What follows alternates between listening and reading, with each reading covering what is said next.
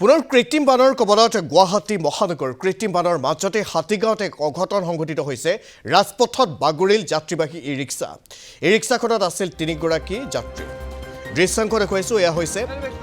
মহানগৰীৰ হাতীগাঁৱৰ দৃশ্য এক অঘটন সংঘটিত হৈছে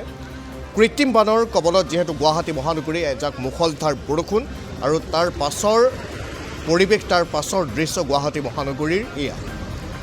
হাতীগাঁৱৰ পৰিৱেশটো দেখুৱাইছো কৃত্ৰিম বানৰ মাজতে হাতীগাঁৱত এক অঘটন সংঘটিত হৈছে ৰাজপথত বাগৰিল যাত্ৰীবাহী ই-ৰিক্সাখনত আছিল 3 গৰাকী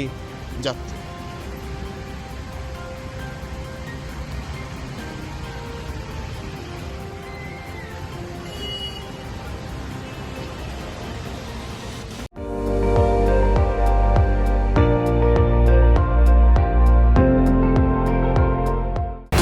আপুনি চাই আছে ND24